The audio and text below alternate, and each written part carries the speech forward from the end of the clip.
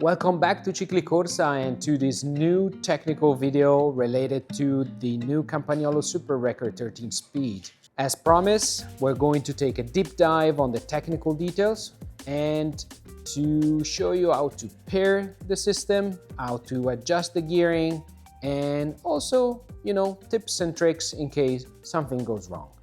The first thing to look at are the batteries. Let's charge them. As you can see, there's a magnetic cable that attached to the frontal slot of the batteries, and the red LED light turns on. So you know that is charging. Before you type anything in the comment, yes, those batteries are different from each other. As we know, there are patents pending on the solution of having both batteries exactly the same.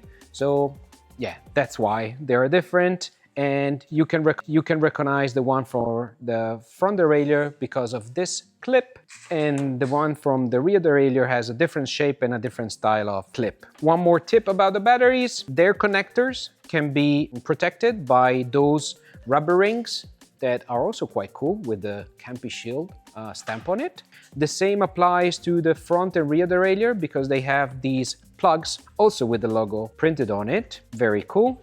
Make sure to protect your connectors when the batteries are not plugged in. You can totally leave the batteries plugged in when you wash the bike because they act as a seal, and you can leave them on even if you like transporting your bike. The system shut off after 35 minutes that no buttons get pressed, so it will just go in sleep mode. Now that the batteries are charged, it's time for the pairing. This is the first operation. Have everything close to each other. Turn on the levers. You can do that by pressing any button, and you will see that the green light start to flash. Second operation is to turn on the front derailleur, and we turn it on by inserting the battery.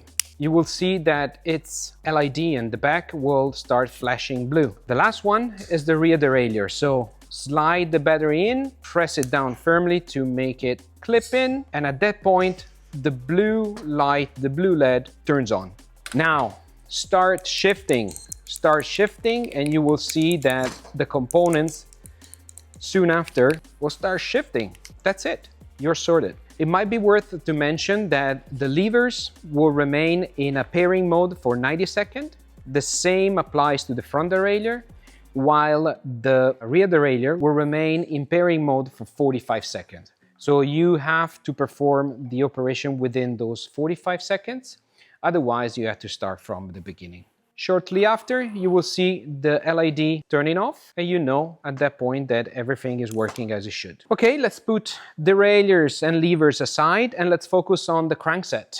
We have to assemble the crankset with the chain rings and the crank arms. The necessary bolts are provided, T30 bolts. Our suggestion is to apply a small amount of thread lock on it and then start assemble big chain ring. Make sure that the pin is aligned with the crank arm. Make sure that the arrow on the small chain ring is aligned. Of course, to tighten each bolt, we need to set a specific torque. 10 Newton meters. While we speak about the crankset, it's good to mention the presence of a power meter, still developed with SRM. Its battery charges with the same cable that you use to charge the other batteries. One important tip when you're thinking about calibrating your power meter: make sure to allow some time for all the parts, and especially like the body of the power meter, to adapt to the temperature that you're going to use it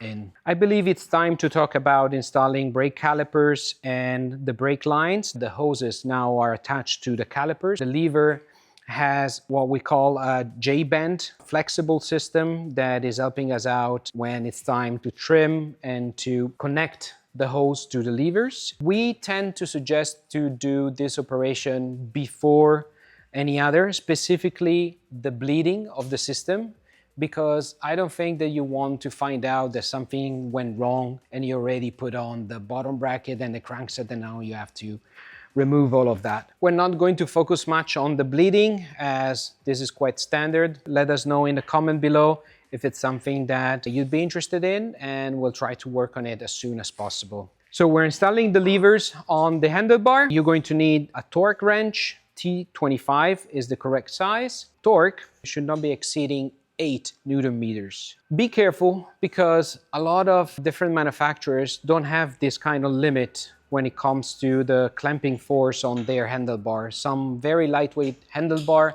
allow only for maybe 5 or 6 Newton meters clamping force for the levers. At that point, you probably want to get a little bit creative and finding a way to increase the friction between the lever bracelet and the handlebar in order to allow for a lower torque to be applied to these. When we remove completely the hood from the lever, we can see the J-bend system that I was talking about. And you see that there's like a connector, stainless steel connector, with this beautiful, beautiful cap. And you know, don't be mistaken, this is just a cap. There's no use for it. Look how beautiful it is. There's a cap because there's oil within the reservoir, so this is going to make easier the bleeding procedure afterward. Time to talk about the new standard for the bottom bracket. What has changed is the interaction within the bottom bracket and the crankset. We can call this a sort of revolution for Campagnolo because now, if you are familiar with the system, you know that the crankset goes in together with a wavy spring on one side and a safety clip on the other. Well, the position of those two elements now has been swapped. So it will be much easier to clip and unclip the safety pin on the left side of the bike because we have no chain rings hiding it. The QuickTech new standard, it's all about that. Some minor changes inside the cups in terms of measures and tolerances. A little bit of a bonus tip for all threaded cups. Campagnolo applies some thread lock, this yellow paste that you can see. It's a little bit too much, so our tip is to remove it slightly. They're going to be threaded in much easier. If you've seen Campagnolo Super Record crankset before, you should know that it's composed by these two semi-axle that connects at the center. These are made out of titanium. There's a thread on one side, and so they are locked into place thanks to a bolt. This bolt was threading in counterclockwise. Now is back to the standard, so you just have to pay attention to this if you're used to install Super Record crankset, because this is different now. It threads in clockwise. The torque here that you need to use somewhere between 42 and 60 Newton meter. Our sweet number has always been 50 Newton meters. Time to talk about the new cassettes. 4 of them, a couple completely new finish in order to reduce friction and wear. Parts of the cassette are CNC machined from single blocks. We have the higher spectrum of the range, and then we have the smallest cogs that are in one piece. The number of cogs connected to each other may vary according to the cassette that you're going to pick. Talking about the sequence to install the cassette, you start with the biggest chunk of cogs, and then you put the 5.05 millimeter spacer, and then you go with the single cogs until you are out of spacer. There are 5 thinner spacer with each cassette, and then you close everything with the smallest cog assembly. It can be formed by 2 cogs or 3 cogs, again depending on the cassette that you pick, and there's no need for spacer between the previous one and this combo. You then tight everything together with the specific bolt, and the torque is 40 Newton meters. Even if it's not really common to replace a single cogs in a cassette, be aware that they have different shapes to optimize the shifting, and those shapes are identified with letters, the letter A and the letter B. If you look at the middle cogs, the 16, the 17, the 18, and the 20, you will see that they can be marked with the number of teeth followed by a letter. This letter is either A or B. Front derailleur, it has been redesigned and now has 2 holes to have it installed on the mount. Those 2 holes allow you to adapt its height according to the chainring choice. The rules are the same for, the installation of the front derailleur.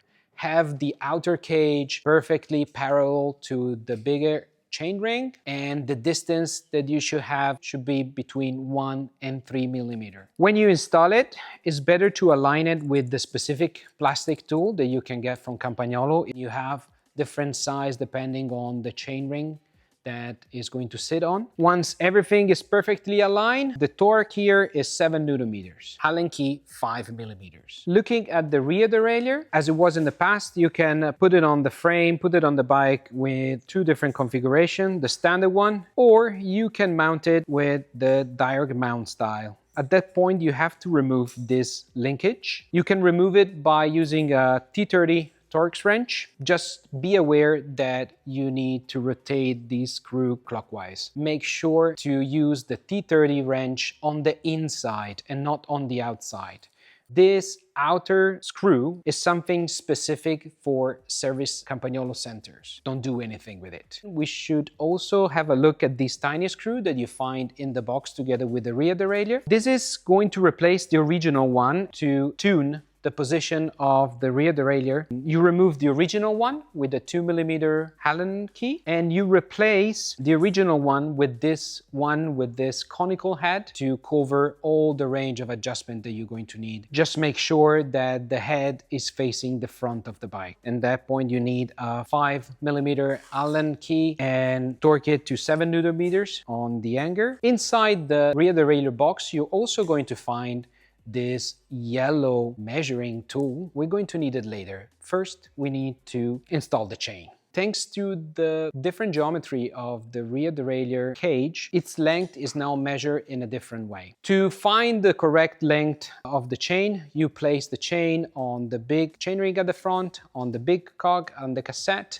and then you find the overlapping point identified here. At that point, you just have to add an extra link, and then you cut your chain. Then you install the chain with the C-Link 13 specific for this chain. Now that we install the chain, it's time to set the gears. There's going to be a primary tuning, and there's going to be a secondary one that is focusing on the single chain rings or on the single cogs. The primary tuning is done by pressing the mode button on the levers. The fine tuning is done by pressing the mode button on the derailleurs. Let's identify the mode buttons first. The one for the front derailleur is quite straightforward. It's at the back of the body. The rear derailleur one, you find it below this electrical connector on the back of the main body. Let's start with the setting. We have the chain on the small chain ring at the front, and we should have the chain on the 6th cog at the back. Now we press and keep press the mode button on the right lever until it flashes orange. We release, and then we'll see the LED on the body of the rear derailleur also turn orange. It's a solid orange, so it means that we are in the primary setting. Now with every press of the shifting on the right lever, we micro adjust back and forth the position of our pulleys on the 6th cog. We work with our ears at this time, so if the noise gets worse, we go back and we try to find the center. Going up until it starts making a little bit of noise, it's a good reference point, and then from there we probably need to go back at the center with 7-8 clicks. We just press the mode button on the lever again, and the LED turns off. The next step is to move the chain up to the 13th cog, the biggest one. If by any chance it doesn't go all the way up and it remains, for example, on the 12th cog, you can make it reach the 13 by entering again the configuration. But as soon as you have the chain on the 13th cog, it's crucial to adjust the limit screw. 2 millimeter Allen key. You just screw it in until it touches the body of the rear derailleur. Once you touch it, you just turn counterclockwise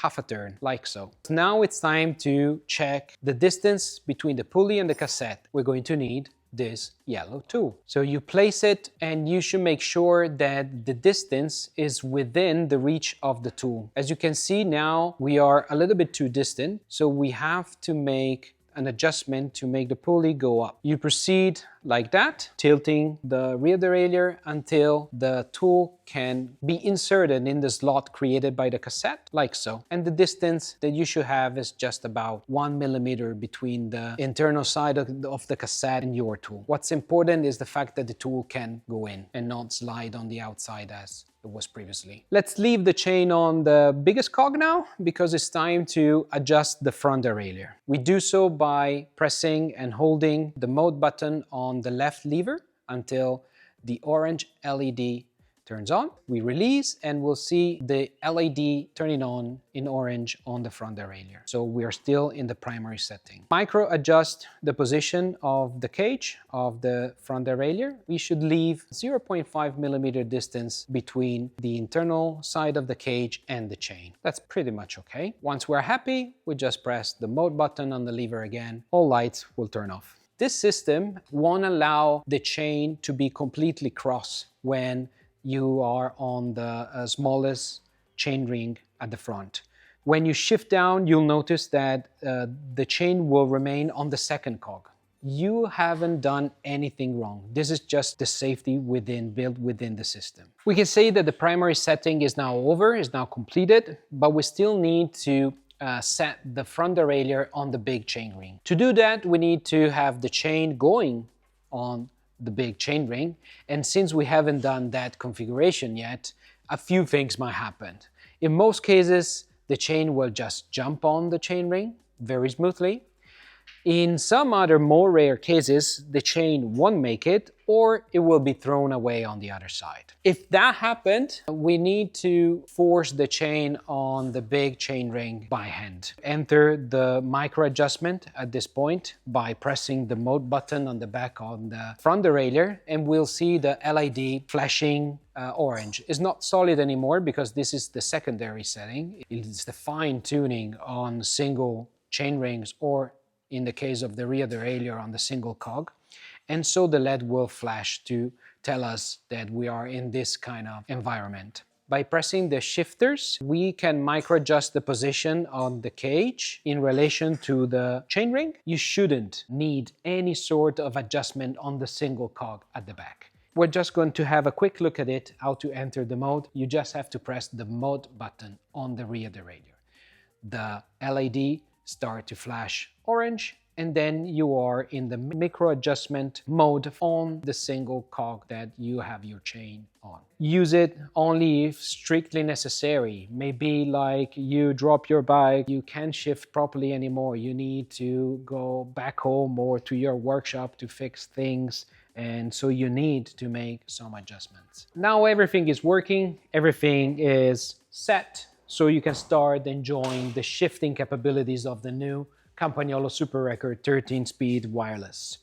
But let's say that you need to replace a component, or maybe you need to restore to its factory settings another component. We can do that by accessing what is called service menu. How we do that? We press and hold for a very long time the mode buttons of each component. Now we see appearing the LED in orange. We just hold the button, another color shows up. Yellow, we release the button and the LED is still on and the colors are changing. Yellow, green, red, and then again yellow, green, and red. These colors symbolize the function. So we have the yellow that is related to the erasing of the pairing memory. We have the green one that is related to software developers, so we don't focus on that. The red one is the one that restores the factory settings. We erase any memory of the micro adjustments that we might have done in the past. This is also useful if, for example, we need to install a used component, a component that we had on some other bikes. We're going to pair it to the new group set and we're going to adjust it from scratch. When accessing the so-called service menu, we have the possibility of erasing the pairing memory of a component, or to restore its factory settings, meaning to cancel all the micro adjustment or the setting of the shifting that we previously have done. We just have to press again the mode button when the right color of the function that we want the component to do is appearing. One quick thing about the yellow color that represent the cancellation of the pairing memory. If you do it on one component, you have to do it on the whole bunch. So both levers and both derailleurs. At that point, you should remove the batteries from the derailleurs so they can be ready to be again in pairing mode as soon as you put the battery back in. And of course, at the end of a factory reset process, the one with the red light, you have to start from scratch with the setting of your gears. As we're getting closer to the end of this video, thank you for sticking with us until now. We haven't yet spoke about the Campy app and what it can do. A lot of cool features in terms of settings, in terms of what you can do with the smart button on the levers, if it's going to be shifting, if it's going to be the control of your computer, the calibration of the power meter. We're probably going to have a video dedicated only to the app. Make sure to be subscribed to the channel and have the notification turns on for that. An incredible work has been done in the development of this new 13-speed wireless group set. Feel free to reach out to Cicli Corsa for any extra information or maybe to get the best quotation possible on your new Campy Super Record group set. We're going to feature it on every high-end road bikes that we sell on Cicli Corsa. I'm going to end this video by saying thank you, of course, to Campagnolo for all the information shared, for the material, for the insights, for the tips and tricks they've been sharing with us. So thank you for all of you, from the marketing to the service. So you've been super, super helpful. I hope you liked the video. We are hoping to hearing soon from you. Thank you for watching, and I'll see you the next time.